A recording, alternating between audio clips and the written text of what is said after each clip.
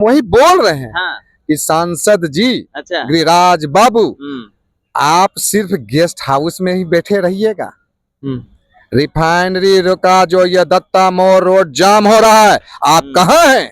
AC में बैठे हुए हैं। इसीलिए तो लगता है कहीं ईडी का मन तो बढ़ नहीं गया है। जनता से पूछना चाहते हैं कि ये जो रिफाइनरी है अपने यहाँ, ये वरदान है या अभिशाप? जी नमस्कार, आप देख रहे हैं द न्यूज हॉल्ट। मैं हूं अविनाश भट्ट। देखिए, कई दिनों से या कई महीनों या कई सालों आप कह सकते हैं, एक विवाद है बेगूसराय में भैया कि बीहट को जोड़ने वाली रोड जो रिफाइनरी के बगल से होते हुए इकोलॉजिकल पार्क से बगल से होते हुए जा रही है, उस रोड को जो है हरपुर तक रोड आती है, वो एक लूप लाइन है जिसको जो है रिफाइनरी प्रशासन के द्वारा घेरने की साजिश चल रही है और रात के अंधेरे में उसको घेरने का प्रयास भी किया जा रहा है।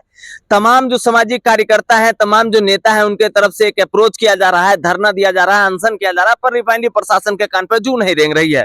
हमारे साथ उसी धरना स्थल पर बैठने वाले एक नवयुवक समाज सेवी है। भैया जी, क्या हाल है? शंभुदेवा जी, अभी तो हाल संघर्ष का है। आप जान ही रहे हैं कि दत्ता मोड़ से जो रोड जाता है हरपुर की ओर, उस रोड को रिफाइनरी के द्वारा गड्ढा खोद दिया गया। उस रोड को चाहता है कि ऑक्यूपाई कर लें। अच्छा।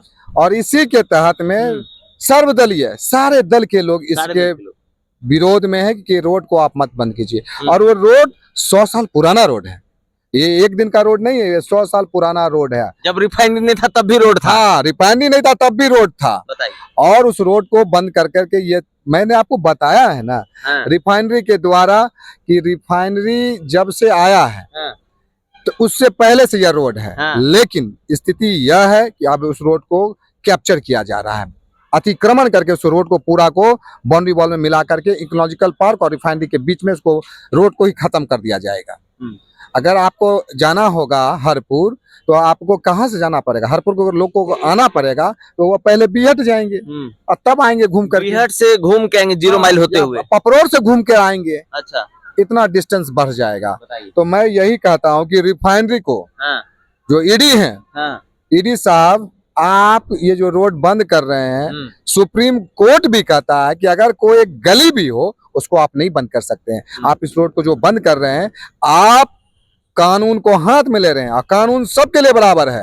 इस चीज को आप समझ लीजिए, इस चीज को आप समझ लीजिए। बार बार कह रहे हैं, इस रोड को आप अविलंब क्लियर कीजिए। जो आपका पाइप है, पहले भी तो पाइप दिया जाता था, तो 12 घंटे में पूरा रात में ही पाइप डाल दिया जाता था। और ये अभी तक मतलब कि 10-15 दिन से ज्यादा हो गया, अभी तक उसका पाइप गया नहीं है। बताइए, ये पूर्ण रूप से जनता को तंग करने का कोशिश कर रहा है। आपको हम चीज बताते हैं, रिफाइनरी जो है, रिफाइनरी के चिमनी से कौन कौन सा गैस निकलता है वो बताए बे रिफाइनरी बताएगा कि कौन कौन सा गैस निकलता है, जो गैस निकलता है उसका कितना हार्मफुल है वो भी बता दे। आपको मालूम होना चाहिए कि रिफाइनरी ने एक साल में कितना प्लांटेशन किया, आपको मालूम है? मात्र 1225। मात्र 1225। मात्र 1225। इसको कम से कम करना चाहिए था 10 करोड़ पेड़ का। जिस हिसाब से प्रदूषण रिफाइनरी करता है, इसको कम से कम 10 करोड़ पौधा को लगाना चाहिए। बताइए।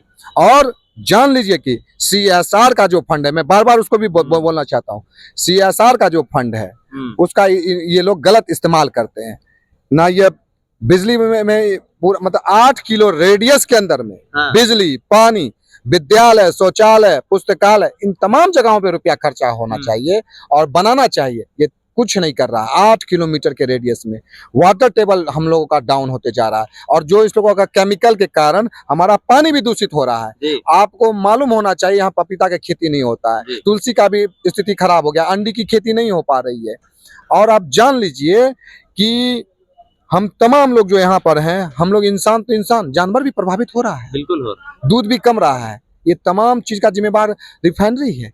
आप ये बताएगा ना, रिफाइनरी पूरा लगा दे, डिस्प्ले करे कि हमारे यहाँ ये गैस निकलता है और इसका ये आपको बांझपन का भी कारण यह प्रदूषण है। आपको मालूम है, यह भी बांझपन जो आजकल कॉमन होते जा रहा है, उसका कारण वो क्या कहता है, प्रदूषण है। तो तमाम चीज को आप देखते हुए, और मैं यह भी मांग करता हूं आपके चैनल के माध्यम से कि जो रिफाइनरी टाउनशिप के ईडी है, उनके संपत्ति का जांच हो और वो भी सीबीआई के द्वारा, कि ताकि दूध का दूध और पानी का पानी हो। पूरा माल छापे हैं। अरे वही तो क्लियर कर देगा सीबीआई। हाँ, और हम यहाँ के सांसद को भी कहना चाहते हाँ, हैं, अच्छा अच्छा, सांसद साहब, वही तो हमको लग रहा था अभी तक आप सांसद जी पे नहीं आए हैं। हम वही बोल रहे हैं हाँ, कि सांसद जी अच्छा, गिरिराज बाबू, आप सिर्फ गेस्ट हाउस में ही बैठे रहिएगा। रिफाइनरी का जो ये दत्ता मोड़ रोड जाम हो रहा है, आप कहाँ हैं? एसी में बैठे हुए हैं। इसीलिए तो लगता है कहीं ईडी का मन तो बढ़ नहीं गया है, जिसके कारण वो इतना बड़ा दुस्साहस कर रहा है। जनता सर्वोपरि है सांसद साहब, जनता सर्वोपरि है।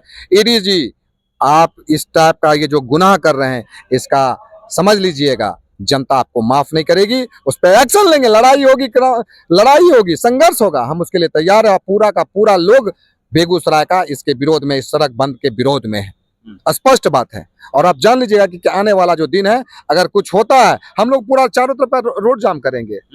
जहां से मतलब ये जहां से रोड जुड़ रहा है वहां जाम कर रिफाइनरी के से जहां पे आते हैं, वहां पे हम लोग धरना देंगे, सारी जगह से। आप हमारा रोड बंद कीजिएगा ईडी, तो हम आपका भी बंद कर देंगे। इसमें भी कहीं पे कोई दिक्कत नहीं, जनता से बड़ा कोई नहीं। हम लोग सारे जगह हम बंद कर देंगे। दत्ता मोड़ हम बंद कर देंगे, बीएट हम बंद कर देंगे, पापरोड हम, और आप खुद ही बंद कर रहे हैं। ये क्या कहते हैं, हरपुर। आप कैसे आइएगा? एरोप्लेन से आइएगा। इसीलिए मैं तमाम लोगों को कहना चाहता हूँ कि इस बरौनी के द्वारा जो सीएसआर का फंड हो और रोड का जो है, ये चीज पे ध्यान दीजिए। ये आपकी संपत्ति है और इसका दुरुपयोग ये लोग कर रहा है, निजी हाथों से लोग दुरुपयोग कर रहा है। चलिए ठीक है शंभू देवा जी, आपसे बात करके अच्छा लगा इस मामले पर। बहुत बहुत क्लास धन्यवाद। में पढ़ने जाते थे तो मास्टर साहब कहते थे कि बाबू कल जो है एगो ऐसे लिख के लाना, और ऐसे का टॉपिक क्या देते थे जानते हैं? कि विज्ञान वरदान है या अभिशाप। तो आज हम बेगूसराय की जनता से पूछना चाहते हैं कि ये जो रिफाइनरी है अपने यहाँ, ये वरदान है या अभिशाप? कहने को हम पूरे हिंदुस्तान के सबसे ज्यादा प्रदूषित जिले में से एक हैं, सबसे ऊपर हैं प्रदूषण के मामलों में। उतना ही नहीं, पूरी दुनिया में मॉनसून आ गया है, सिवाय हमारे जिले में नहीं आया है।